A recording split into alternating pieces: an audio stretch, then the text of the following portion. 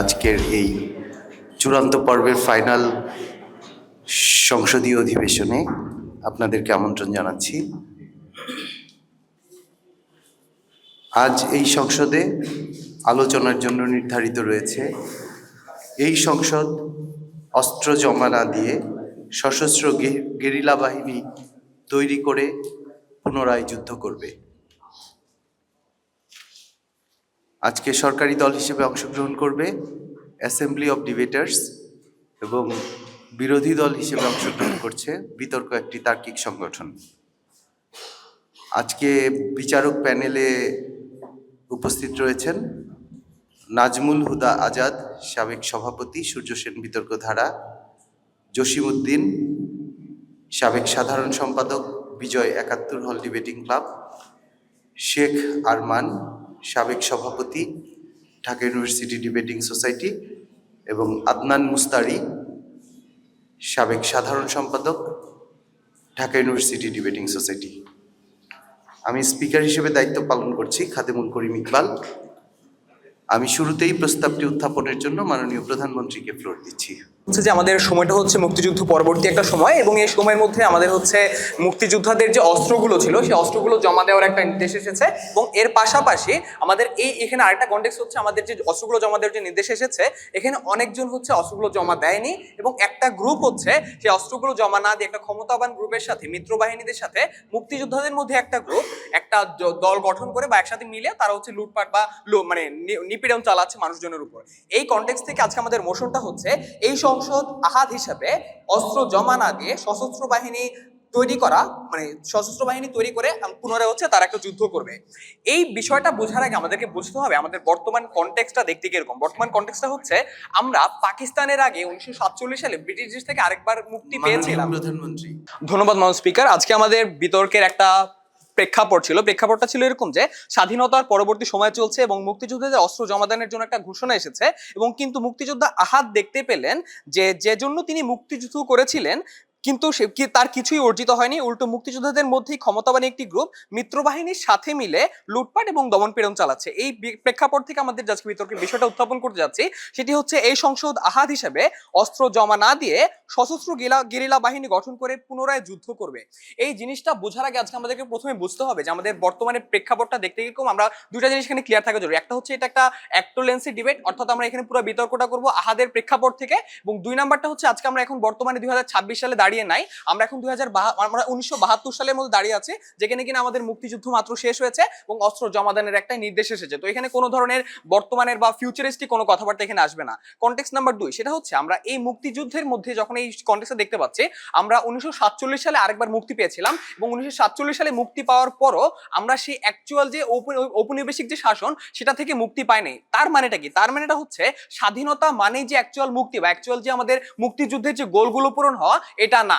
এখন এটার সাথে বর্তমানে 1971 সালের মুক্তিযুদ্ধের রেলেভেন্সটা কোন জায়গায়? দেখেন, আপনি যখন মুক্তিযুদ্ধ করেছেন এবং আহাদ হিসেবে যখন দেখছেন যে আপনার কোনো লক্ষ্যই পূরণ হয় নাই, তখন আপনাকে বুঝতে হবে যে মুক্তিযুদ্ধটা আপনার অ্যাকচুয়ালি কেন হয়েছিল। আপনার মুক্তিযুদ্ধটা হয়েছিল সাম্য, মানবিক মর্যাদা কিংবা গণতন্ত্র এবং শৃঙ্খলা অর্জন করার জন্য। কিন্তু যখন আপনি আহাদ হিসেবে দেখতে পাচ্ছেন যে আপনার এই গোলগুলো কোনোটাই অর্জিত হয় নাই, তার মানে আপনার কাছে বুঝতে হবে মুক্তিযুদ্ধটা অ্যাকচুয়াল অর্থে এখন আপনার কাছে শেষ হয় নাই। এই কনটেক্সট থেকে দাঁড়িয়ে আজকে আপনাকে বুঝতে হবে আহাদ চরিত্রটা দেখতে কিরকম।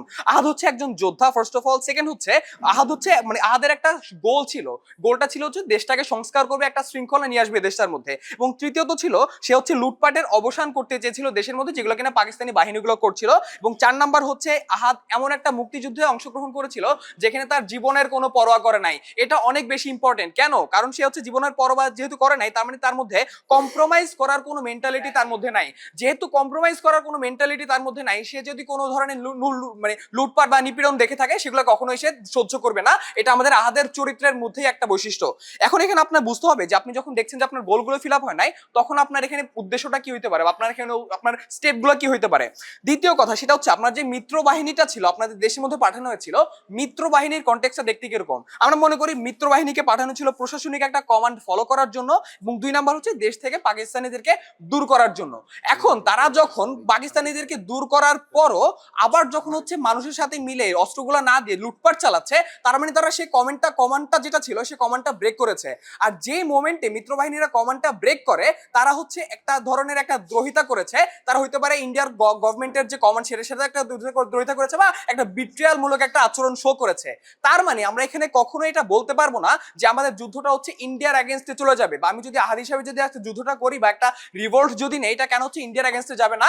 কারণ প্রথমে বুঝে আসি তারা কেন ইন্ডিয়ার কমান্ড ফলো করে নাই, কমান্ড ব্রেক করছে। আর যারা কমান্ড ব্রেক করেছে তাদের লায়াবিলিটি কখনো ইন্ডিয়া নিবে না, বা এটা কখনো বড় পর্যায়ে যাবে না। আর দ্বিতীয়ত এটা আমাদের ক্লিয়ার করা লাগবে, সেটা হচ্ছে আমাদের যুদ্ধটা কেন হচ্ছে আমাদের গভর্নমেন্টের এগেনস্টে না। আমাদের যুদ্ধটা কখনোই গভর্নমেন্টের এগেনস্টে। এখান থেকে বুঝতে আমাদের যুদ্ধটা দেখতে কিরকম হবে। আমরা যুদ্ধটা সেই সব স্পেস সেই সব পার্টিকুলার জায়গাগুলোতেই করব যেখানে কিনা হচ্ছে আমাদের লুটপাট গুলো চালানো হচ্ছে, এবং যেখানে হচ্ছে আমাদের সশস্ত্র বাহিনী এই যে যুদ্ধগুলো অস্ত্রগুলো ফেরত না দিয়ে সেখানে লুটপাট গুলো চালাচ্ছে। এখান থেকে আপনাদেরকে বুঝতে হবে কেন এখানে আপনার হচ্ছে নর্মালি নেগোশিয়েট করাটা পসিবল না। যারা লুটপাট গুলো করছে তারা কখনো খালি হাতে লুটপাট করছে না, তারা সশস্ত্র বাহিনী এবং তারা হচ্ছে হাতে অস্ত্র নিয়ে লুটপাট গুলো করছে। এখন আপনি যখন আহাদ হিসেবে তাদেরকে লুটপাট থামাতে যাবেন, আপনি অবশ্যই সোজা কথায় তাদের সাথে নেগোশিয়েট করতে পারবেন না, এবং এখানে আপনার প্রয়োজন হবে তাদের সাথে অস্ত্রের বিনিময় হচ্ছে অস্ত্র দিয়ে হচ্ছে তাদের সাথে নেগোশিয়েট করা। এই কারণে প্রথম কনটেক্সটটা ক্লিয়ার হয় কেন সে অস্ত্র ফেরত দিবে না। 4 মিনিট আচ্ছা, কেন হচ্ছে অস্ত্র ফেরত দিবে না, এই জায়গা থেকে আপনাকে বুঝতে হবে যে কিভাবে হচ্ছে আপনি এখানে নরমালি নেগোশিয়েটটা পসিবল না। সেকেন্ড জিনিসটা হচ্ছে আপনি কিভাবে এখানে সরকারের ফুটেজটা খাইতে পারেন। দেখেন, আপনি যখন হচ্ছে আহাদ হিসেবে এই জিনিসটা করতেছেন, বা আপনি যখন হচ্ছে এই পাকিস্তানি বা যে মিত্রবাহিনীর যে যুদ্ধগুলো যারা হচ্ছে লুটপাট গুলো চালাচ্ছে তাদেরকে যখন হচ্ছে আপনি একটা এগেনস্ট একটা রিভোল্ট করতেছেন, তার মানে আপনি সরকারকে একটা মেসেজ দিচ্ছেন যে আপনি যখন হচ্ছে দুর্নীতিগুলো করবেন, বা আপনি যদি নিজের গভর্নমেন্টের মধ্যে যদি কোনো দুর্নীতিগ্রস্ত মানুষকে ইনক্লুড করেন, এটার এগেনস্টে আমরা প্রতিবাদ করতে কখনো হচ্ছে পিছুপা হব না। সেকেন্ড পয়েন্ট সেটা হচ্ছে আপনার সরকার একটা থ্রেট অনুভব করা শুরু করবে, কিরকম, সেটা হচ্ছে সে কখনো ধরনের দুর্নীতি করবে না এবং দুর্নীতি থেকে সরে আসবে।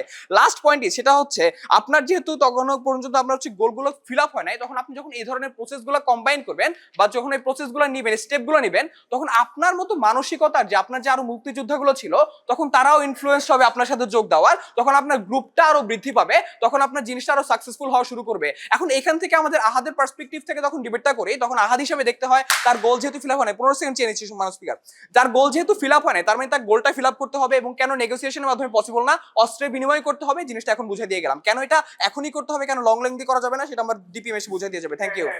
তাদের কৌশল নির্ধারণের জন্য 1 মিনিটের জন্য সংসদ মুলতবি রাখছি। এটা হচ্ছে স্ট্র্যাটেজিক টাইম আউট। মাননীয় স্পিকার, আপনাকে ধন্যবাদ। বিতর্ক শুরুর প্রথমে আপনাকে বুঝতে হবে আহাদ দেখতে আসলে কেমন। যে মুহূর্তে আহাদ হচ্ছে আপনার একটা যুদ্ধ ফেরত মানুষ, তার মানে অনেকগুলো লাশ মারিয়ে আহাদ এসেছে, তার হয়তো ভাই মারা গেছে কিংবা বোন মারা গেছে, তার হয়তো একাকি মা বসে আছে দেশের ভিতরে, তার মানে তার পরিবারের একমাত্র স্টেক হচ্ছে আহাদ। এই মুহূর্তে আপনাকে ভাবতে হবে আহাদের ইমোশনাল স্টেকটা কোথায়। যে মুহূর্তে আপনি কিংবা আপনার সাথে একই সঙ্গী যুদ্ধ করছে, এই দুইটা মানুষের মধ্যে ওই যোদ্ধা মেন্টালিটি কাজ করে, দুইটা মানুষের মধ্যে সেম স্পিরিট কাজ করে, কিন্তু যুদ্ধের শেষে এসে দুইটা মানুষ যখন সেম ড্রিম দেখতো, বাট আহাদ এসে চিন্তা করতেছে এটা আমার দেশের জন্য ঠিক না, বাট তারই আরেকটা গোষ্ঠী, তারই মুক্তিযোদ্ধার একটা ফ্রেন্ড, তারা চিন্তা করতেছে অন্য একটা স্টেক। কেন এটা বলতেছি? প্রথম কথা, যে মুহূর্তে আপনি দেখেন আপনার সেম স্পিরিটের মধ্যে মানুষ বিলং করে অন্য একটা কাজ করতেছে বা অন্য একটা গোষ্ঠীর সাথে লুটপাট করতেছে, জিনিসটা আসলে আপনাকে অনেক বেশি ভাবতে শেখায়, is there any another solution? মান স্পিকার, আজকে বুঝতে হবে আপনার পৃথিবীর মধ্যে যে লুটপাট গুলা হয় যুদ্ধ পরবর্তী সময়ে, আপনি ফার্স্ট ওয়ার্ল্ড ওয়ারের পরে এই ধরনের লুটপাটকে দেখতে পারেন, আপনি হচ্ছে সেকেন্ড ওয়ার্ল্ড ওয়ারের মধ্যে পরে এই লুটপাটকে দেখতে পারেন। আপনার পৃথিবীতে না এই যে লুটপাট গুলোকে আমরা হচ্ছে একটা কমন সাইকোলজি হিসেবে দেখি, পৃথিবীর মধ্যে এটা একটা সিভিক ডিসঅর্ডার। কারণ কি, আপনার দেশের মধ্যে ল অ্যান্ড অর্ডার নাই, আপনার দেশের মধ্যে পাবলিকের ওই নেগোসিয়েশনটা নাই, আপনার দেশের মধ্যে পাবলিকের সাথে গভর্নমেন্টের ওই কানেকশনটা নাই। তার মানে আপনার দেশের মধ্যে এই জিনিসটা ল অ্যান্ড অর্ডারের কারণে হয়। বাট জিনিসটাকে যখন না আপনি আপনার স্টেক হিসেবে নেন, পাল্টা একটা বিপ্লব করেন। একটা এক্সাম্পল দেই ভাই, যখন 24 জুলাই পরবর্তী সময়ে অনেক বেশি পরিমাণে মব কালচার ক্রিয়েট হয় আপনার দেশের মধ্যে, আপনার দেশের মধ্যে হচ্ছে অনেক বেশি পরিমাণে অরাজকতা চলে আসে, তখন আপনার গভর্নমেন্ট কি ওই জিনিসটাকে স্টেক দেয় কি দেয় না? যদি গভর্নমেন্ট হচ্ছে জিনিসটাকে হাইলাইট করে, সুবিধাভোগী কারা হয়? সুবিধাভোগী হয় হচ্ছে পতিত ফ্যাসিস্টরা। তার মানে আপনার সোসাইটিতে ওই মুহূর্তে যখন আপনি ওটাকে স্টেক দিতে যাবেন, আপনার গ্লোবাল আইডেন্টিটিতে আপনার হচ্ছে অলরেডি হিরো এবং ভিলেন দুটা selected, Bangladesh hero, Pakistan villain. তার তার মানে এই যে পাকিস্তানকে আপনি ভিলেন বানাইছেন, এইটার কোনো লেজিটিমেসি তখন থাকে না, কারণ আপনি হচ্ছে ওটাকে বৈধতা দেন যে না অলরেডি আমার দেশের মধ্যে লুটপাট চলতেছে। একটা মুক্তিযোদ্ধা হিসেবে আপনি যখন এটার বৈধতা দিয়ে দেন, তখন আপনার মুক্তিযুদ্ধের স্টেক থাকে না, আপনার মুক্তিযুদ্ধের ন্যারেটিভ থাকে না। মান স্পিকার আপনাকে আজকে বুঝতে হবে, আজকে হচ্ছে অলরেডি আপনার দেশের মধ্যে একটা গ্রুপ তৈরি হয়ে গেছে এবং আপনি মিত্রবাহিনীর সৈন্যগুলো এক্সিস্ট করতেছে, আপনার 1 কোটি মানুষ ভারতের মধ্যে আছে। তার মানে আপনার কাছে এই স্টেকটা মাইনা নিতে হবে।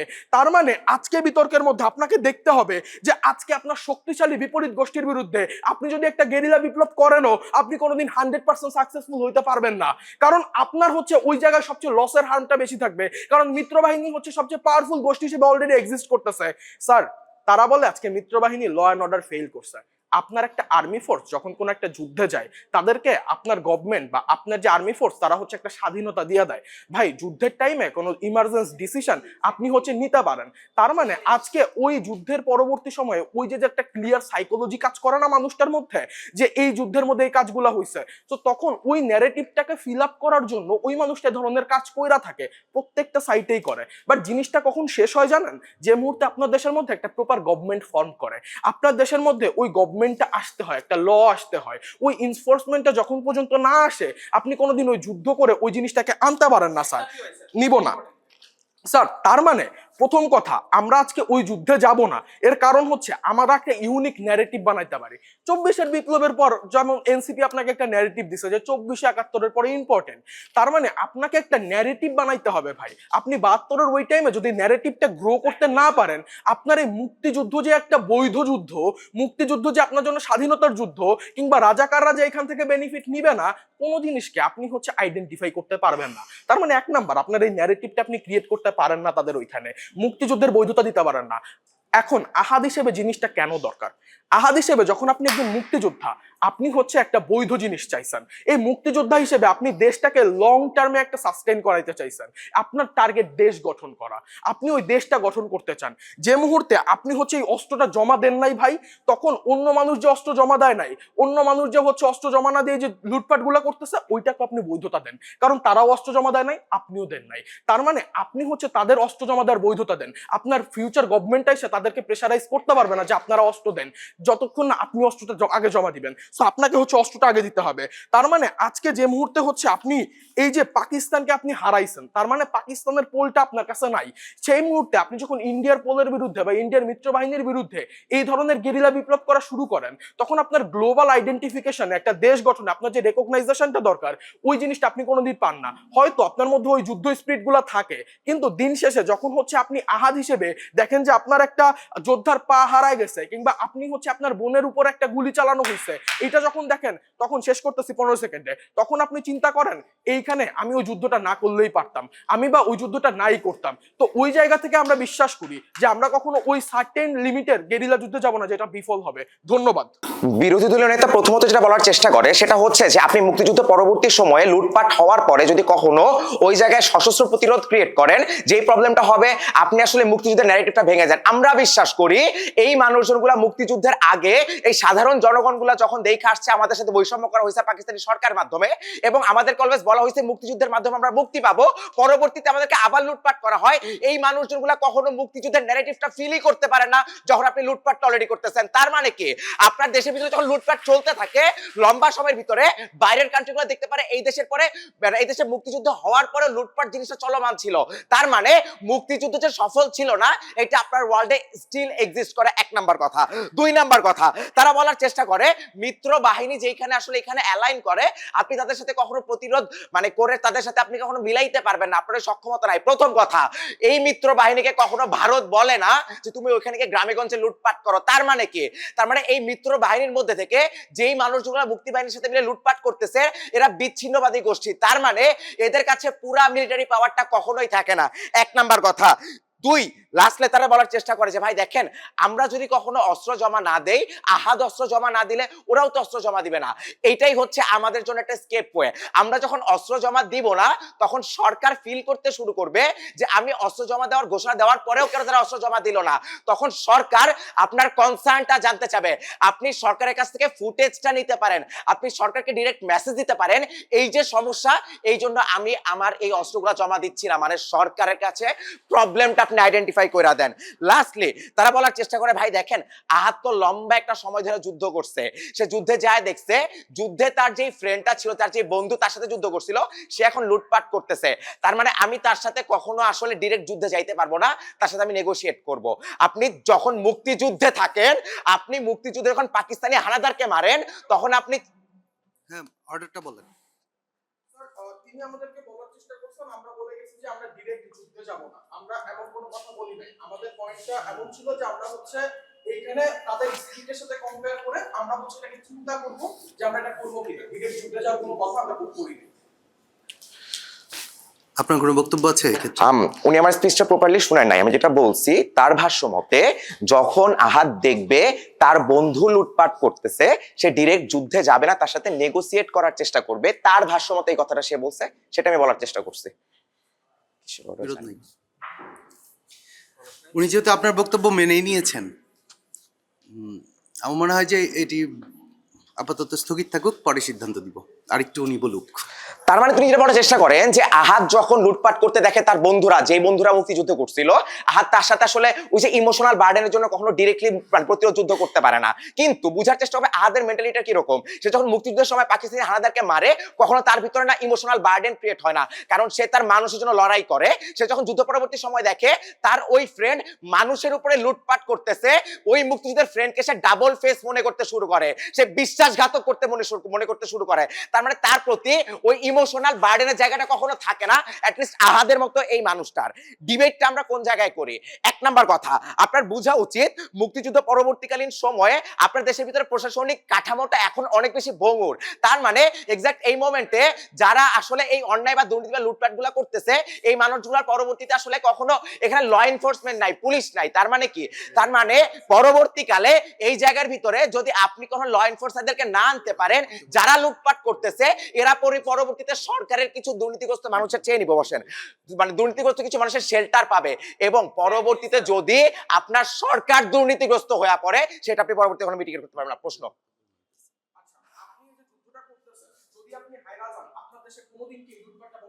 অ্যাটলিস্ট আমি আমার দেশের ভিতরে একটা ন্যারেটিভ দিতেছি।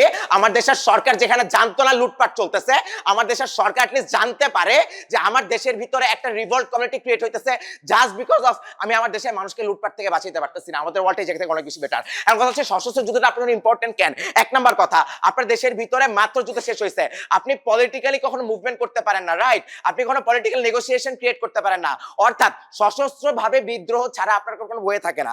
দুই নাম্বার কথা হইতেছে এই জায়গার ভিতরে আপনি যখন দেখেন যে ভাই আপনি আফ্রিকার কথা চিন্তা করেন, যে আফ্রিকার ভিতরে ফ্রিডম আসার পরে 20 বছর পরে সিভিল ওয়ার হয়েছে। কেন? কারণ যেই শাসন ক্ষমতা তৈরি হয়েছিল, এই শাসন ক্ষমতা আসলে অনেক বেশি দুর্নীতিগ্রস্ত ছিল। তার মানে কি? আপনার দেশের জনগণ একটা সময় ফিল করতে শুরু করে মুক্তিযুদ্ধ পরবর্তী সময়ে যে আসলে একটা সরকার গেছে আরেকটা সরকার আসছে, কিন্তু আমাদের উপর অপারেশন কখনো কমে নাই। এই জনগণ নিয়ে আপনি কি পরবর্তী নতুন বাংলাদেশে কখনো আসলে সুন্দর একটা মানে বাংলাদেশ করতে পারেন কিনা? মানে আপনার দেশের জনগণ আসলে কখনোই আপনাকে লেজিটিমেসি দেয় না, আপনাকে আসলে মেনে নেয় না। আহাদের জায়গাটা অনেক বেশি ইম্পর্টেন্ট এই জায়গার ভিতরে, যে দেখেন ভাই এই মানুষটা যুদ্ধের গোল নিয়ে যুদ্ধে গেছিল। তার কাছে যুদ্ধের গোল মানে এইটা ছিল না যে শুধুমাত্র পাকিস্তানিরা আমার দেশ থেকে চলে যাবে। তার কাছে যুদ্ধের গোল ছিল আমি আমার দেশটাকে, আমার দেশের মানুষজনগুলোকে বৈষম্য থেকে মুক্ত করব। কনটেক্সট আপনাকে কোট আনকোট করে বলে আহাদ যেই লক্ষ্যে যুদ্ধ করেছিল সেই লক্ষ্য অর্জিত হয় নাই। তার মানে আহাদের যুদ্ধ এখনো শেষ না। তার মানে হইতেছে একটা যোদ্ধা যে 9 মাস যুদ্ধ করে, তার মেন্টালিটি এইভাবে কাজ করে যে আমার জীবন যাক, আমার সাথীদের জীবন যাক, কিন্তু যুদ্ধের 15 সেকেন্ড চেয়ে নিব। যুদ্ধের গোল ফিল আপ না হলে আমি আমার ঘরে ফিরবো না, ইমোশনাল বার্ডেন থেকে বের হয়ে যায়। তার মানে কি? আহাদের ক্ষেত্রে যুদ্ধ শেষ হয়নি, এবং কেন আপনার এখন এই রিভোল্টটা দরকার আমরা বলে দিয়ে গেছি অ্যাসেম্বলি অফ ডিবেটার্স ইজিলি বিতর্কটা জিতে। ধন্যবাদ। 9 মাস যুদ্ধের পরে আহাদ যখন দেখে আমি যে স্পিরিট নিয়ে মুক্তিযুদ্ধ করেছি সেই একই স্পিরিট বিয়ার করা আমারই একজন সহযোগী, সে আমার সহযোগী হয়ে একই স্পিরিট বিয়ার করে সে দেশের মানুষকে মারছে, সে লুটতরাজ করছে, সে এই পার্টিকুলার মুভমেন্টে বুঝতে পারে এই দেশের জন্য, এই দেশে গঠন করার জন্য শুধুমাত্র স্পিরিট এনাফ হইতে পারে না, কারণ স্পিরিট সেই একই সহযোগীর মধ্যে বিদ্যমান। তাহলে এই দেশটা গঠন করার জন্য কোন জিনিসটার প্রয়োজন হতে পারে? ঠিক পার্টিকুলার মোমেন্টে আহাদ বুঝতে পারবে দেশটাকে যদি আসলেই গঠন করার প্রয়োজন হয় তার জন্য প্রয়োজন ইন্টেলেক্ট, এবং এই যে দেশের সমস্যা, এই দেশের সমস্যাগুলোকে আসলে চিহ্নিত করে ইন্টেলেক্টকে ব্যবহার করে তাহলে প্রকৃত সমাধান পাওয়া সম্ভব। তারা যে আজকে বলে যাওয়ার চেষ্টা করলো যে দেখেন আমরা 47-এ মুক্তি পেয়েছি, 71-এ মুক্তি পেয়েছি, তবুও আসলে চিরমুক্তি পাই নাই, এই চিরমুক্তি পাওয়ার জন্যই আহাদ তখন বুঝতে পারবে যে আমার এই ইন্টেলেক্টকে ব্যবহার করার মাধ্যমে আমি চিরমুক্তি আনতে পারবো। অর্ডার বলেন।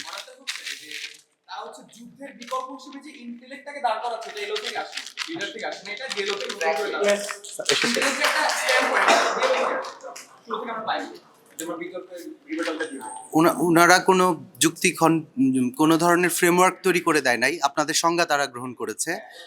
আমার বিবেচনায় উনি শুধুমাত্র তার অবস্থানকে সংহত করছেন, পয়েন্টটি গ্রহণ করছি না।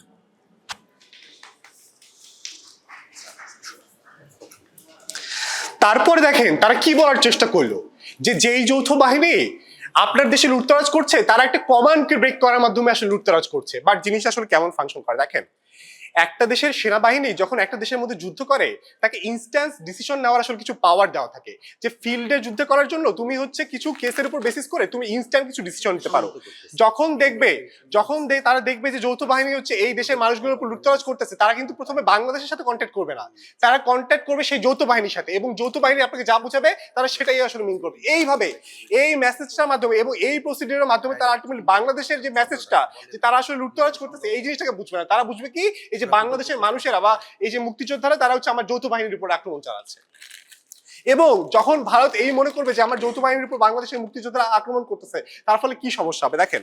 আমরা বুঝে গিয়েছি যে এমন একটা পজিশন আজকে ডিবেটটা হচ্ছে যখন দেশের মধ্যে অনেক আসলে ভারতীয় সৈন্য এক্সিস্ট করে, এবং এই ভারতীয় সৈন্য যখন আপনার উপর আরো কন্টিনিউয়াসলি আসলে রিগ্রেশন চালিয়ে যাবে, আরো বেশি কন্টিনিউয়াসলি তারা আপনার উপর অত্যাচার চালিয়ে যাবে, সেই অত্যাচারকে আসলে আপনি কিভাবে টাকা দেবেন এর কোনো মেকানিজম আপনি তাদের কাছে পাইনি, তা নিচ্ছি না। তারপর দেখেন আমরা আগেও বলে গেছি যে বাংলাদেশের 1 কোটি শরণার্থী তখন বাংলাদেশের মধ্যে এক্সিস্ট করছে, যখন ভারত আপনাকে সাপোর্টটা দিচ্ছে না, ভারত যখন বুঝতে পারবে যে আপনারা ভারতের এগেইনস্টে চলে গেছেন, ভারত আপনাকে মুক্তিযুদ্ধের সময় অনেক বেশি সাপোর্ট করছে, সেই 1 কোটি শরণার্থী আসলে কি হবে তার কোনো অ্যান্সার দিয়ে যায় না। তারপর দেখেন দেশ আসলে ঠিক এই পার্টিকুলার মোমেন্টে স্বাধীনতা পাইছে, বাট তারা কিন্তু বৈশ্বিক রিকগনাইজেশন পায় যায় নাই, এবং ভারতের মতো দেশটাই আসলে আপনাকে বৈশ্বিক রিকগনাইজেশন পাওয়ার জন্য অনেক বেশি পরিমাণে হেল্প করে। দেখেন আজকে বিশ্ব জানে যে প্যালেস্টাইনে গণহত্যা হচ্ছে, বাট স্টিল কেন এই প্যালেস্টাইনে গণহত্যার ইস্যুকে সমাধান করা যাচ্ছে না, কেন?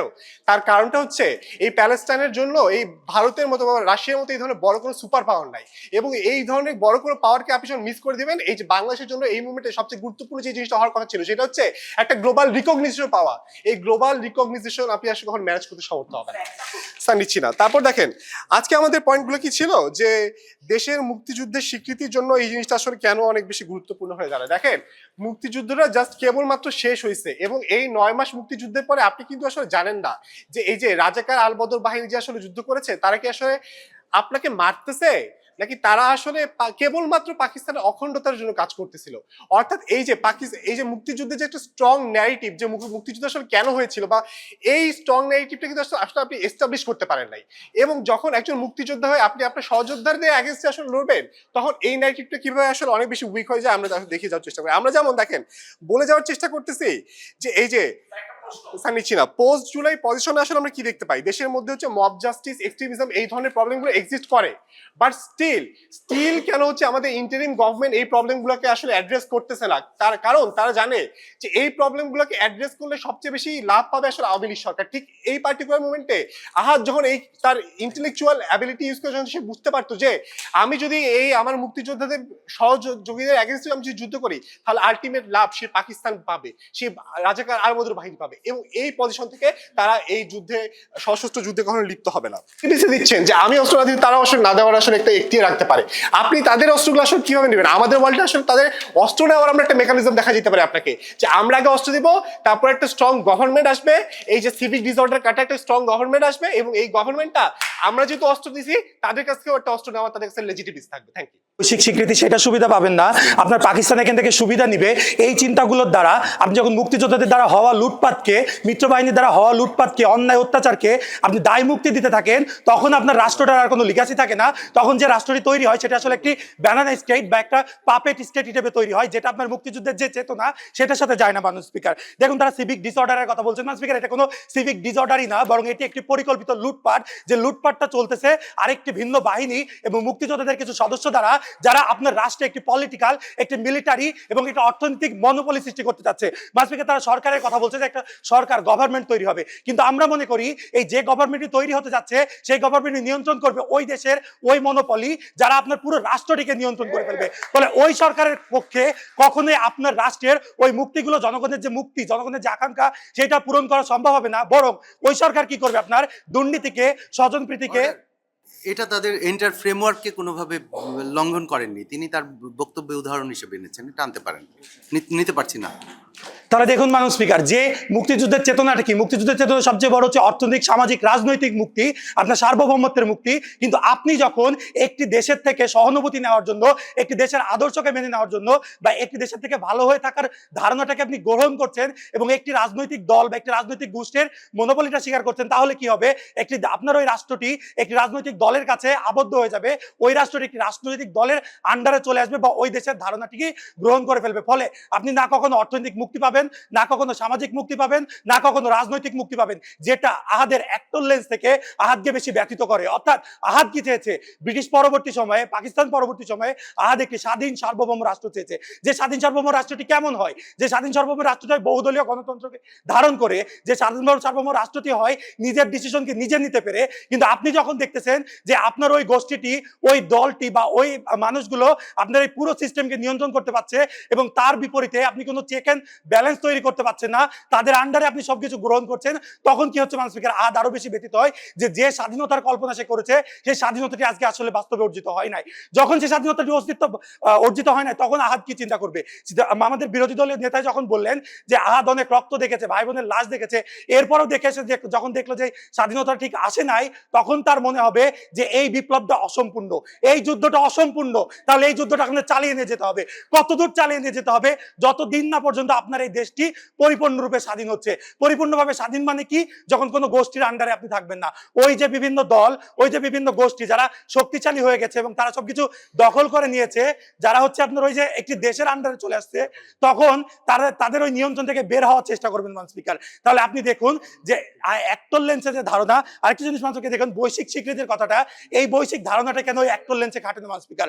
আহাদের চিন্তাটা কোন দেশ স্বীকৃতি দিবে, কোন দেশ দিবে না, এইটা না। আহাদ যুদ্ধ শুরু করার আগে আমেরিকা তাকে স্বীকৃতি দিবে কিনা, সোভিয়েত তাকে স্বীকৃতি দিবে কিনা, এই চিন্তা নিয়ে সে যুদ্ধ করে না। সে যুদ্ধটি শুরু করেছিল ওই নিপীড়ন থেকে সে বাঁচার জন্য, ওই পাকিস্তানি হানাদার বাহিনীর অত্যাচার থেকে বাঁচার জন্য। ইভেন এই প্লেসে যুদ্ধটা শেষ হওয়ার পরে আপনি দেখছেন ওই অত্যাচারটা ফিরে এসেছে। কার মাধ্যমে ফিরে এসেছে? ভারতীয় মিত্র বাহিনীর মাধ্যমে। কার মাধ্যমে ফিরে এসেছে? আপনার দেশের একটা মনোপলির মাধ্যমে, যাদের হাতে এখন ওই সামরিক অস্ত্রটা রয়েছে মান স্পিকার। তাহলে আপনি কি দেখছেন, ওই যে অস্ত্র যুদ্ধের কথাটা আপনি বলছেন, যে স্বাধীনতার কথাটা বলছেন, সেটা পরিপূর্ণভাবে হচ্ছে না। এই না হওয়ার ফলে এই যুদ্ধটা করা আপনার যে এখন গুরুত্বপূর্ণ হয়ে গেছে মান স্পিকার। যদি এই যুদ্ধটা আহাদ কন্টিনিউ করে, অস্ত্রটা যদি জমা না দেয়, সংঘাতটা কার বিরুদ্ধে হচ্ছে মান স্পিকার? সংঘাতটা হচ্ছে ওই বাহিনীর বিরুদ্ধে বা ওই দলগুলোর বিরুদ্ধে যারা মুক্তিযুদ্ধের পুরো ন্যারেটিভটা নিজেদের আন্ডারে নিতে চায়, যারা পুরো দেশটাকে নিজেদের দখলে নিতে চায়, যারা সম্পূর্ণ জিনিসটা কবজা করে এই পুরো সিস্টেমটাকে তাদের আন্ডারে নিয়ে চলে যেতে পারে চাই মান স্পিকার। এই জিনিসটা কেন গুরুত্বপূর্ণ? এই জিনিসটা এই কারণে গুরুত্বপূর্ণ মান স্পিকার, আপনি যদি আবার একটি দেশের আন্ডারে চলে যান বা আপনি যদি আবার একটি দলের আন্ডারে চলে যান, তাহলে যে নিপীড়ন আপনি 23 বছর ধরে পেয়ে এসেছেন মান স্পিকার, সেটা আপনার দেশে আরো বেশি কন্টিনিউ করবে মান স্পিকার। সুতরাং এই জায়গা থেকে আমরা মনে করি অ্যাক্টর লেন্সে যেহেতু আহাদ এখানে স্যাটিসফাইড হয় নাই, সেজন্য তার এই যুদ্ধটা কন্টিনিউ করা উচিত এবং অস্ত্র জমা না দেওয়া উচিত। ধন্যবাদ। আচ্ছা ঠিক আছে, আপনি কন্টিনিউ করেন। জি ধন্যবাদ মান স্পিকার। দেখুন ন্যারেটিভের কথাটা দেখুন মান স্পিকার, আমরা আগেই বলেছি ন্যারেটিভটা কি। আপনি যখন মুক্তিযুদ্ধ শুরু করেন, সেই আগে একটা মুক্তিযুদ্ধের ন্যারেটিভটা তৈরি হয়েছিল আপনাদের দেশে। সেই ন্যারেটিভটা কি? আপনারা একটা কল্পিত রাজ্য তৈরি করার চেষ্টা করতেছিলেন। সেই রাজ্যটা কেমন দেখতে হচ্ছে, সেখানে কোনো দুর্নীতি, স্বজনপ্রীতি, লুটপাট, অত্যাচার থাকবে না। এরপরে এসে যখন আপনি দেখছেন সেই জিনিসগুলো আবার ঘটতেছে এবং সেই ন্যারেটিভটা রক্ষা করার জন্য আপনি কোনো লড়াই করতেছেন না, তার মানে ওই যে ন্যারেটিভটা আপনি 71-এর পূর্বে তৈরি করেছিলেন, ওই ন্যারেটিভটা আসলে মানুষের ভিতরে এক্সিস্ট করে না। এই জায়গায় কি হবে, মানুষ যখন বলবে তাহলে পাকিস্তান আমলই তো ভালো ছিল, ওনারা যেহেতু জুলাইয়ের কথা বলতেছেন, আপনি যে জুলাইয়ে যখন বৈষম্যটা আরো করতেছেন, তখন মানুষ বলছে জুলাইয়ের আগে হাসিনাই ভালো ছিল। তাহলে আপনি যে পাকিস্তানের কথাটা বলতেছেন, মুক্তিযুদ্ধের ন্যারেটিভটা টিকবেই না এবং মানুষ বলে পাকিস্তানি ভালো ছিল এবং তারা সংযুক্তিকরণের পথে যাবে। এ জায়গা থেকে রাজা তার আলবদররা আরো বেশি সুযোগ নিবে। ধন্যবাদ।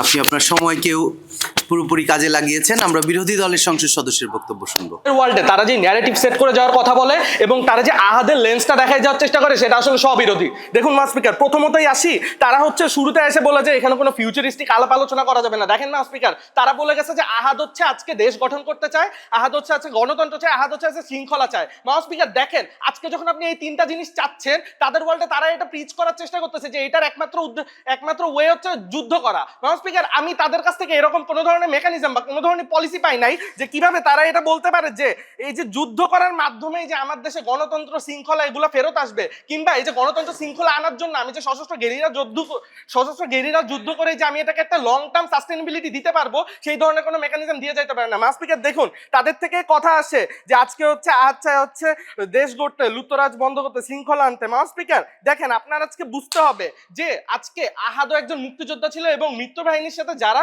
লুটতরাজ করতেছে তারাও মুক্তিযোদ্ধা ছিল। মুক্তিযোদ্ধাদের সেম স্পিরিটটা ছিল মাস স্পিকার, মুক্তিযোদ্ধাদের সেম স্বপ্ন ছিল, যে স্বপ্নটা হচ্ছে দেশ গড়ার স্বপ্ন। মাস স্পিকার আপনাকে বুঝতে হবে এই যে স্পিরিট, এই সেম স্পিরিটের একটা মানুষ যখন হচ্ছে লুটতরাজ করতেছে, আরেকটা স্পিরিটের মানুষ হচ্ছে সেটাকে অপোজ করার চেষ্টা করতেছে, তাদের ওয়ার্ল্ডে তারা এটার কোনো গ্যারান্টি দিয়ে যাইতে পারে না যে আজকে সেম স্পিরিটের অধিকারে আহাদ হচ্ছে সেই করাপ্টেড হবে না। মাস স্পিকার, তারা করাপ্টেড হওয়াটা সম্পূর্ণভাবে নর্মাল। মাস স্পিকার, কারণ এখানে নিচ্ছি না, আপনাকে এটা বুঝতে হবে যে সেম স্পিরিটের মানুষ যখন অলরেডি করাপ্টেড হয়ে গেছে, আপনাদের ওয়ার্ল্ডে আহাদও করাপ্টেড হয়ে যেতে পারে। আপনি আহাদকে সেই সম্পূর্ণ অধিকার বা সম্পূর্ণ লেজিটিমেসি দিতেছেন যে আপনি আজকে সশস্ত্র গেরিলা যুদ্ধ করে তাদেরকে ডিফিট করেন, কিন্তু ডিফিট করার পর তারা যখন নেতৃত্ব স্থানীয় জায়গায় চলে যাবে, তখন যে তারা করাপশন করবে না, তখন যে তারা যেই স্বপ্নটা দেখছে সেই স্বপ্নটা যে তারা আপহোল্ড করবে কিংবা না করে যে তারা আসলে দেশের মধ্যে অস্থিতিশীলতা বৃদ্ধি করবে না, সেটা নিয়ে তারা কোনো কথা বলে যায় না। মাস স্পিকার আপনাকে বুঝতে হবে, তারা বলে যায় পরিপূর্ণ স্বাধীনতার কথা, তারা বলে যায় যে কোনো গোষ্ঠীর আন্ডারে থাকবে না। মাস স্পিকার, মিত্র বাহিনীরা তো আসলে তারা তো ফ্রেম করার চেষ্টা করছে বিচ্ছিন্নতাবাদী গোষ্ঠী হিসেবে বা সুবিধাবাদী গোষ্ঠী হিসেবে। মাস স্পিকার, আপনাকে বুঝতে হবে, একটা সুবিধাবাদী গোষ্ঠী সবসময় চাই হচ্ছে যে হচ্ছে নেতৃত্ব স্থানীয় জায়গায় আছে তার সাথে আতাত করে হচ্ছে দেশে থেকে নিজেদের সুবিধা নিয়ে নেয়। মাস স্পিকার, আজকে যখন আহাদের মতো মানুষরা এই যে সশস্ত্র গেরিলা যুদ্ধ করে সেই সেম পজিশনে চলে যাবে, তখন যে মিত্র বাহিনী তাদের সাথে আঘাত করে এই সেম লুটতরাজ করবে না, সেই ধরনের কোনো মেকানিজম বা সেই ধরনের কোনো গ্যারান্টি তারা দিয়ে যায় না তাদের ওয়ার্ল্ডে। মাস স্পিকার, আপনাকে বুঝতে হবে যে আজকে হচ্ছে কনসার্ন জানার কথা আছে। মাস স্পিকার দেখেন, তারা হচ্ছে বলে যায় যে আজকে হচ্ছে আমি যখন যুদ্ধের জন্য হচ্ছে অস্ত্র জমা দিব না, তখন হচ্ছে সরকারের একটা কনসার্ন তৈরি হবে। মাস স্পিকার, আমার তাদের কাছে প্রশ্ন থাকবে যে আজকে যখন নিচ্ছি না, তাদের ওয়ার্ল্ডে যখন এত লুটতরাজ হচ্ছে, তাদের ওয়ার্ল্ডে যখন তারা এতটাই ওয়ারিড এই লুটতরাজ নিয়ে, তখন নিতে পারেন তো আপনারা। আপনাকে বুঝতে হবে যে তারা হচ্ছে বলে যায় যে সরকার হচ্ছে আলটিমেটলি যে কনসার্নটা আছে সেই কনসার্নটা দেখাবে হচ্ছে অস্ত্র না জমা দেওয়ার মাধ্যমে। আমার প্রশ্ন হচ্ছে মাস স্পিকার, রাখে যখন আপনার দেশে লুটপাট এত হচ্ছে যে আপনার কনসার্ন অলরেডি বিল্ড হয়ে গেছে, আপনার সরকার তখন কোথায়? আপনার সরকার তখন কেন অ্যাক্ট করতেছে না যখন হচ্ছে অলরেডি অস্ত্র জমা হয় নাই? আর আপনার ওয়ার্ল্ডে কেন আহাদের মতো মানুষরাই যুদ্ধে অস্ত্র জমা না দিয়ে তাদের কনসার্নটা ক্রিয়েট করতে হবে? কেন আমাদের ওয়ার্ল্ডে আমরা যেটা প্রপোজ করতেছি যে আমরা অস্ত্র জমা দেওয়ার পরে তারপর হচ্ছে আমরা একটা লেজিটিমেসির মাধ্যমে একটা কনসার্ন ক্রিয়েট করব, সেটা কেন সম্ভব হবে না? মাস স্পিকার, সরকার যদি তাদের ওয়ার্ল্ডে এতটা পাওয়ারফুল হয়েই থাকে যে কনসার্ন ক্রিয়েট করার মাধ্যমে এটা বন্ধ করে দিতে পারবে, তাহলে তারা অলরেডি এটা করতে পারতো। মাস স্পিকার, তারা এটা করতে পারে না এখনো। মাস স্পিকার, আপনাকে বুঝতে হবে যে তারা হচ্ছে বলে যাওয়ার চেষ্টা করে আলটিমেটলি যে আমার হচ্ছে যুদ্ধ করার মাধ্যমে দেশে স্থিতিশীলতা আনতে হবে, কিন্তু এই ধরনের কোনো মেকানিজম তারা দেখাই দিয়ে যেতে পারে না। মাস স্পিকার, আমরা আপনাদেরকে কি দেখাই দেখেন, আমরা আপনাদেরকে দেখাই যে আজকে যদি আহাদের মতো মানুষরা সশস্ত্র গেরিলা যুদ্ধ করে, তাহলে হচ্ছে তারা আলটিমেটলি টেম্পোরারি অস্থিতিশীলতার যে পজিশনটা আছে সেটাকে আরো খারাপ দিকে নিয়ে যাচ্ছে। খারাপ দিকে নিয়ে যাওয়ার মাধ্যমে পরবর্তীতে গিয়ে যে ঠিক হওয়ার যে ল বা অর্ডার বা যে সিস্টেমটা ছিল, সেই সিস্টেমের যে সম্ভাবনাটা ছিল সেটা নষ্ট করে দিতেছে, এবং সে যে ন্যারেটিভ সেট করতেছে তাদের ওয়ার্ল্ডে, সেটা হচ্ছে গঠনের জন্য যুদ্ধ করতে হবে, গঠনের জন্য যুদ্ধের পর যুদ্ধ করতে হবে। এই যে মাস স্পিকার, এই যুদ্ধের পর যুদ্ধ হচ্ছে এবং এই যুদ্ধের শেষ কোথায় তাদের ওয়ার্ল্ডে, সেটার কোনো গ্যারান্টি নাই। মাস স্পিকার, আজকে আপনাকে বুঝতে হবে যে একটা অলরেডি বিধ্বস্ত দেশ, যেখানে হচ্ছে ইনফ্রাস্ট্রাকচার বিধ্বস্ত, যেখানে হচ্ছে অলরেডি বিভিন্ন ধরনের চক্রান্তকারী শক্তি কাজ করতেছে, যেখানে হচ্ছে ভারতে আমাদের দেশের আহাদের সহযোদ্ধারাই, আহাদের মা বোনরাই যখন ভারতে গিয়ে শরণার্থী হিসেবে আসছে, তাদের সেফটি চিন্তা করাও আহাদের দেশ গঠনের মধ্যে পড়ে। মাস স্পিকার, সেটা মাস স্পিকার তারা কোনোভাবেই তাদের কনসার্ন বানায় না, তারা তাদের একটা মাত্র কনসার্ন বানায় সেটা হচ্ছে আহাদের যে যোদ্ধা মেন্টালিটিটা আছে সেটাকে স্যাটিসফাই করা। মাস স্পিকার, তাদের কাছে একটা সবথেকে বড় প্রশ্ন যেটা থেকে যায়, যেটা আমাদের ওয়ার্ল্ডে থাকে না, সেটা হচ্ছে যে আহাদ যদি আজকে এই সশস্ত্র গেরিলা যুদ্ধ করে অস্ত্র জমা না দিয়ে, সেটা তো আলটিমেটলি সেটা যোদ্ধা মেন্টালিটিকে ফুলফিল করতে করতেছে মাউস স্পিকার, কিন্তু মাউস স্পিকার তারাই বলে যায় যে আহাদ হচ্ছে আজকে দেশ গড়তে চায়। এই যে দেশ গড়া, 15 সেকেন্ড চেয়ে নিচ্ছে, এই যে দেশ গড়া, এই দেশ গড়াতে কিভাবে যোদ্ধা মেন্টালিটিটা আদৌ হচ্ছে হেল্প করে সেটা তারা দেখাই দিয়ে যেতে পারবে। এর জন্য মাউসকে বিতর্কটা যত তখনই আপনার লুটপাটটা বন্ধ হয়। এলোর স্পিচ এটা ক্লিয়ার ছিল স্যার। তারপরে যখন তারা কোশ্চেন করে লুটপাটটা কেন বন্ধ হয় না, এইটা আমরা আপনাকে বুঝাই চাই। প্রথম কথা, তাদের ওয়ার্ল্ডের মধ্যে স্বাধীনতা যুদ্ধ মানে শেষ হয় না, তাদের ওয়ার্ল্ডে যুদ্ধই হচ্ছে যুদ্ধের সমাধান, যেটা আমাদের ওয়ার্ল্ডে হয় না। কেননা স্যার আজকে তাদের ওয়ার্ল্ডের মধ্যে যখন আহাদরা যুদ্ধ করে, আহাদরা হচ্ছে এই যে যখন মুক্তিযুদ্ধে যায়, মুক্তিযুদ্ধে যাওয়ার সময় তারা ভাবে না যে তাদের হচ্ছে মুক্তিযুদ্ধের পরে বেঁচে ফিরবে কিনা, তাদের মেন্টালিটি অমন থাকে না। তার মানে একটা যোদ্ধা মেন্টালিটি নিয়ে যায়, যুদ্ধের শেষে এসে ওই মেন্টালিটি থাকে না। কারণ যখন সে স্বাধীনতা পাইছে, তার এইমটা যে পাকিস্তানিদের বিতরণ করছে, শোষকদের বিতরণ করছে, তখন তার মেন্টালিটি থাকে আমার দেশ কতটা বিধ্বস্ত, আমার এখানে 30 লাখ শহীদ হয়েছে, কিংবা আমার মা বোনের ইজ্জত গেছে, আমার মা মারা গেছে, বাবা মারা গেছে। এই চিন্তাটা যখন তার মাথায় আসে, তখন সে যুদ্ধের ওই লেজিটিমেসির চিন্তায় আর যায় না। তখন এই মানুষটা যে চিন্তাটা করে সেটা হচ্ছে এই জিনিসটাকে কেমনে সলভ আউট করে, কেমনে হচ্ছে জিনিসটাকে প্রতিরোধ করা যায়। আমি নিজের মানুষের উপর গুলি করে, আমি নিজের মানুষকে হচ্ছে ঠেকায় দিয়ে জিনিসটাকে কতটা প্রতিরোধ করতে পারি। তাদের ওয়ার্ল্ডে কোনো সলিউশন নাই, তাদের ওয়ার্ল্ডে কোনো মেকানিজম নাই যে তারা 100% ওই যুদ্ধে আহাদ জিতে আহাদের ওই জায়গাটাকে সে ফিল আপ করতে পারবে। তার মানে স্টিল তাদের ওই ওয়ার্ল্ডে আহাদ যদি জিতেও যায় বেস্ট কেস সিনারিওতে, তাহলেও আহাদ কোনোদিন তার ওই স্বপ্নকে পূরণ করতে পারে না। বাট আমার ওয়ার্ল্ডে আহাদ যদি ওইখানে না যায়, তাইলে আহাদের স্বপ্ন পূরণ করাটা অনেক বেশি ইজিয়ার হয়। কারণ ওই মানুষটা ওই যে অস্ত্র জমা দেওয়ার মেকানিজমটাকে অনেক বেশি ইজিয়ার করে দিচ্ছে। ওই মানুষটা আপনাকে হচ্ছে এই যে যুদ্ধের বা আমাদের মুক্তিযুদ্ধের ন্যারেটিভটাকে একটা বৈধতা প্রদান করতেছে। আমাদের ওয়ার্ল্ডের মধ্যে নিজেদের যে রাজাকারদের যে নিজেদের হিরোইক প্রমাণ করার একটা জায়গা, পাকিস্তানকে হিরোইক করার জায়গা, এই জায়গাটাকে বন্ধ করে দিতেছে। বিকজ আহাদ ওদের বিরুদ্ধে যুদ্ধ করছে। আহাদের মেন্টালিটিতে ওইটা কাজ করে স্যার, যে আজকে কোনটা বৈধ কোনটা অবৈধ, এবং আমি যে যুদ্ধ করছি এটা ন্যারেটিভ স্টাবলিশ করা, আমি ওদেরকে হচ্ছে কোনো সুযোগই দিব না। স্পিকার, এই সুযোগ না দেওয়ার ন্যারেটিভটা যখন আসে তখনই আমরা এটা বলি। তারা আজকে বলে আমরা স্বীকৃতির জন্য যুদ্ধ করি না, আমরা দেশ গঠনের জন্য যুদ্ধ করছি। বাট আহাদের মতো মুক্তিযোদ্ধারা যখন দেখে আমি যদি এই মুহূর্তে স্বীকৃতি না পাই, আমার যদি স্বীকৃতিটা না আসে কোনোভাবে, তাইলে আমার দেশে লুটপাট বন্ধ হবে না। এই জন্য তারা স্বীকৃতির জন্য কাজ করে, এই জন্য তারা ওদের উপর আঙুল উঠায় না। তার মানে স্বীকৃতি আপনার অলরেডি ইম্পর্টেন্ট, আমরা যেটা আপনাকে দেখাই দিয়ে গেছি তারা যায় নাই। স্যার দিন শেষে তারা বলে দেশকে দখল নিতে চাই, হ্যান ত্যান জিনিসগুলো কোনোদিন ফর্মই করে না। আপনার ওয়ার্ল্ডের মধ্যে এখনো শরণার্থী ফেরত আসে নাই, আপনার ওয়ার্ল্ড থেকে আপনি এখনো সৈন্যবাহিনী পাঠাইতে পারেন নাই। আপনার ওই স্ট্যাটাস ওই সিনারিও চিন্তা করতে হবে। আপনি আহাদ হিসেবে আপনার দেশের মানুষের লাইফের চিন্তা করেন। আপনার একটা দেশের সেনাবাহিনী যখন আসে, আপনি জানেন ওই সেনাবাহিনীর উপর কি পাওয়ার থাকে, তাদের উপর অনেক বেশি ডিপেন্ডেন্ট থাকে ওই দেশটা। তার মানে তারা যদি চায় ওই শরণার্থীদের আটকা দিতে, দে হ্যাভ দ্য পাওয়ার। তার মানে আপনি হচ্ছে চিন্তা করেন যে ওই শরণার্থীদেরকে আপনি কেমনে ডিল করবেন। আপনি আহাদ হিসেবে ভাবেন আপনার মা বোন যেমনি হারাইছেন ওই জিনিসটা তেমনি না হারান। আমার ওয়ার্ল্ডের মধ্যে আহাদ হিসেবে আপনি অনেক কম লস পান। আহাদ হিসেবে আপনি যে জিনিসটা স্বপ্নটা আপনি পূরণ করতে পারেন নাই, ওইটা পূরণ করতে পারেন। এবং স্যার শেষ করতেছি, এবং দিন শেষে আপনি কোনোদিন ওদের বিশ্বাসঘাতক ভাবেন না, বরং আপনি ওই জায়গায় চিন্তা করেন অ্যানাদার অল্টারনেটিভ হিসেবে আমি কেমনে হচ্ছে এই যে অস্ত্র জমাদান করে জিনিসটাকে অনেক ইজিয়ার করতে পারি। তো বিশ্বাস করি বিতর্কটা জগন্নাথের। ধন্যবাদ। ন্যারেটিভ যেটা আমাদের ওয়ার্ল্ডে, ন্যারেটিভটা কি যে মানে বাংলাদেশ মুক্তিযুদ্ধের পরবর্তী সময়ে মুক্তিযুদ্ধ যারা করছে তারা দেশকে লুটপাট করতেছিল, এটা পুরো পৃথিবীর কাছে যায়। আরেকটা ন্যারেটিভ হইতেছে যে মানে বাংলাদেশে হচ্ছে মুক্তিযুদ্ধ হয়েছিল এবং মুক্তিযুদ্ধের পরবর্তীতে লুটপাট করতেছিল মুক্তিযোদ্ধারা, এবং মুক্তিযোদ্ধারাই লুটপাটটাকে বন্ধ করার জন্য এটা যুদ্ধ করছিল। এই দুইটা ন্যারেটিভ যখন ওয়ার্ল্ডের কাছে যায়, পাকিস্তান দেখায় কি আমরা ওরা আমাদের বিরুদ্ধে যুদ্ধ যারা করছিল তারা যুদ্ধ করে দেশটাকে নিজেদের কাছে নিয়ে নিজেই লুটপাট করছে। ওই ন্যারেটিভটা অনেক বেশি বাজে, কিন্তু স্টিল এই ডিবেটের ন্যারেটিভটা যায় না, ন্যারেটিভ আর্গুমেন্টটা আসে না, কারণ ডিবেটটা অ্যাক্টর ডিবেট। আহাদ মুক্তিযোদ্ধা হিসেবে কোন দেশ স্বীকৃতি দিবে কি দিবে না এই ব্যাপারটা চিন্তাও করে না। ন্যারেটিভ ডিবেটের বাইরের জিনিস, এক নাম্বার কথা। দুই নাম্বার কথা হচ্ছে তার বলার চেষ্টা করেছে ভাই দেখেন যুদ্ধ যখন শেষ হয়ে গেছে, তখন পরবর্তীতে যুদ্ধ থেকে ঘরে আসার পরে আহাদ পরবর্তীতে যুদ্ধে যাওয়ার মেন্টালিটি রাখে না।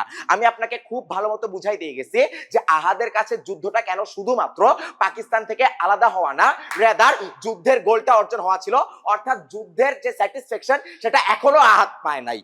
তারা যেটা বলার চেষ্টা করে ভাই দেখেন আপনার ওয়ার্ল্ডের ভিতরে তো ল এন্ড অর্ডার সিস্টেমটা নাই, তার মানে যদি ল এন্ড মানে সিস্টেম অর্ডারটা আসে, আহাদ যদি সেটাকে হেল্প করে, তখন হচ্ছে এই সিচুয়েশনটা কন্ট্রোল হবে।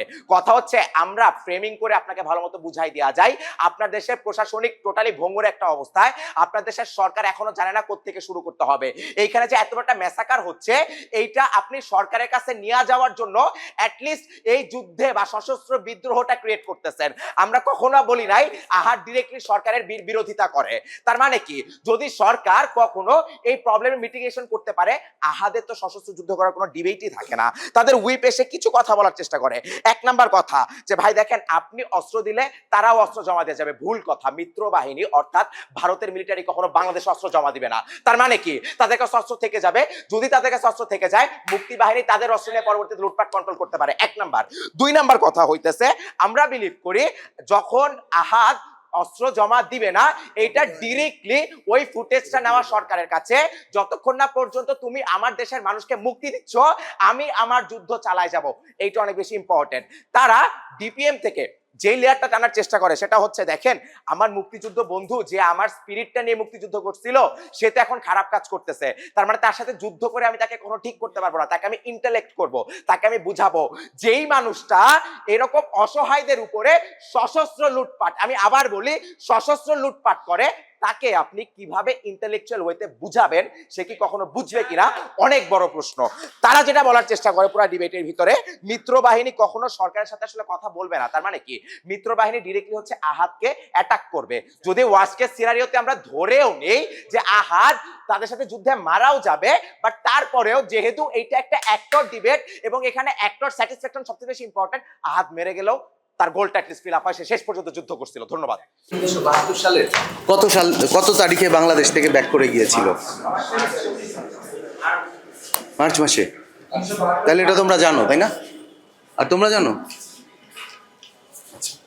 আমার সন্দেহ যে তোমরা কেউই জানতো না। ইভেন যারা মোশন ঠিক করছে তারাও জানতো না। It was matter of 3 months, less than 3 months।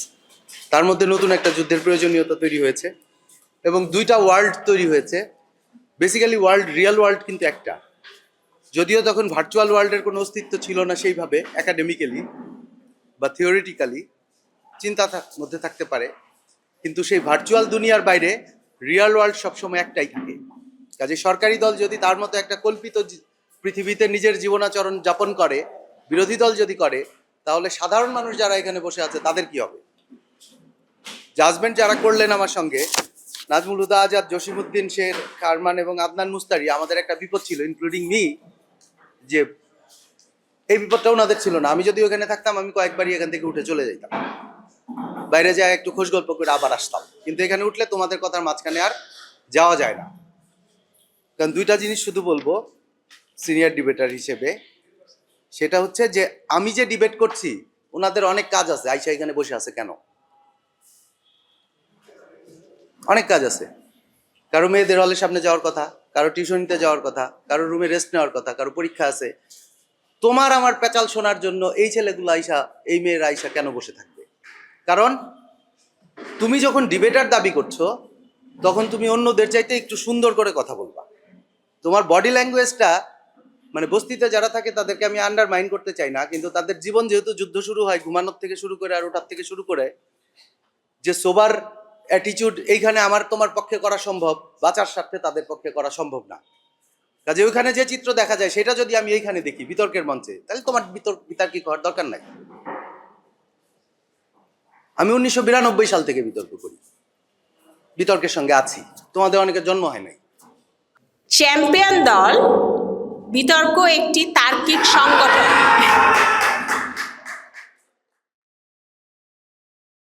তোমাদেরকে অভিনন্দন। আর রানার্স আপ হচ্ছে অ্যাসেম্বলি অফ ডিবেটার্স, ঢাকা বিশ্ববিদ্যালয়। অবশ্যই দুটো দল, সুতরাং একটা চ্যাম্পিয়ন হলে আরেকটা রানার আপ। আর ডিবেটার অফ দ্য ফাইনাল, আমি জানি না সেখানে তোমাদের কোনো এক্সপেকটেশন আছে কিনা। কোনো এক্সপেকটেশন? আমি কাউকেই চিনি না, সুতরাং যে নাম আমার কাছে আছে সেটাই আমি বলবো। কোনো এক্সপেকটেশন যদি না থাকে এবং মোটামুটি সবাই যদি ভালো করে থাকে, তাহলে রেজাল্ট যেটা এসেছে সেটা হচ্ছে লিডার অফ দ্য অপোজিশন।